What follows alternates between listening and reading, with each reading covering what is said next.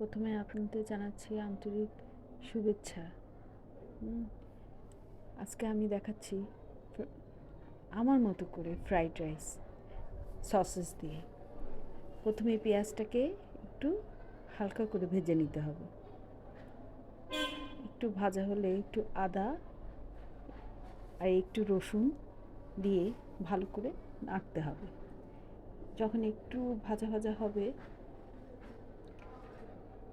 ভাজা হয়ে গেলে তখন আমি একটু একটু ভাজলে কি গন্ধটা কি ভালো ছড়ায়।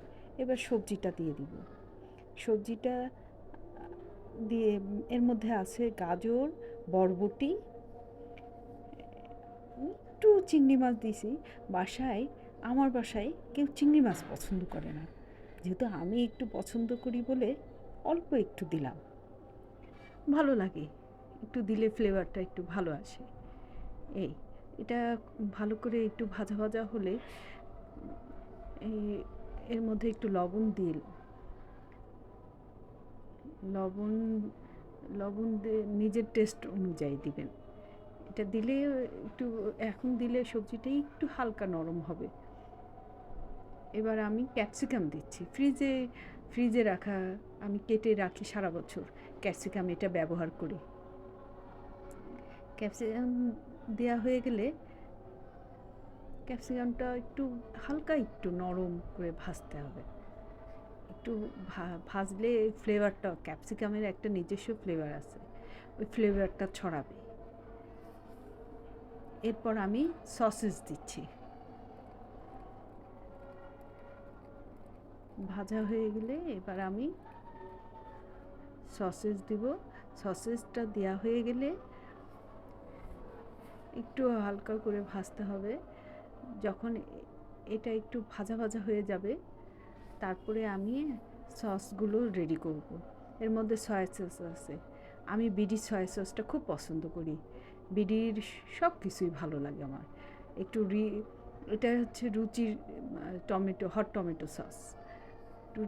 রুচির হট টমেটো সসটা দেওয়া হয়ে গেলে একটু লেবুর রস দিব। বাস, এটা গুলিয়ে লেবুর রসটা একটু নিজের স্বাদ অনুযায়ী দিবেন, দিলে ভালো লাগে লেবুর রসটা। সব কিছু ওভারঅল আপনার টেস্টে আপনার যেটা ভালো লাগে। এর মধ্যে আমি দিচ্ছি ম্যাগি মশলা। জানি না কারা দেন কি দেন না, কিন্তু আমি আবার পছন্দ করি। রান্নাটা আমার মতো করে আমি রান্না করতে পছন্দ করি। কারো কপি করে রান্না করা আমি একদম পছন্দ করি না। রান্নাটা নিজের মতো করে রান্না, আসলে রান্না জিনিসটাই হচ্ছে শিল্প। নিজের মতো রান্না করবেন, দেখবেন ভালো লাগবে। তো এটা যখন একটু কষে, তারপরে ভাতটা সিদ্ধ করা বা পোলার চালের ভাতটা সিদ্ধ করে রেখেছি, এটা দিয়ে ভালো করে নাড়তে হবে। বা যখন ভালো করে ভাজা ভাজা হয়ে যাবে, এর মধ্যে আমি একটু ঘি দিয়েছি কিন্তু। ঘি দিয়ে আর ভাতটা সিদ্ধ করেছি একটু লবণ দিয়ে, ঘি দিয়ে সিদ্ধ করেছি। আর সাথে স্টার অ্যানিস আর একটা ইলাচি, গন্ধ ফ্লেভারটা যাতে আসে, এটা দিয়ে রেখেছি। দিয়ে সিদ্ধ করেছি পোলার চালের ভাত সিদ্ধ করে এটা ঠান্ডা করে রেখেছি।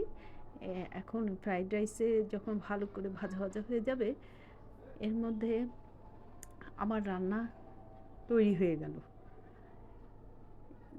এটা রান্না করে খেয়ে দেখবেন, তারপর আমার কমেন্টসে বলবেন এটা কেমন লাগলো। হ্যাঁ, যখন আপনি আপনার প্রিয়জনকে রান্না করে খাওয়াবেন, তখন বুঝবেন ওরা সবাই কী বলল। তখন নিজের কাছেও ভালো লাগবে নিজের হাতে রান্না। ওকে, আল্লাহ হাফেজ।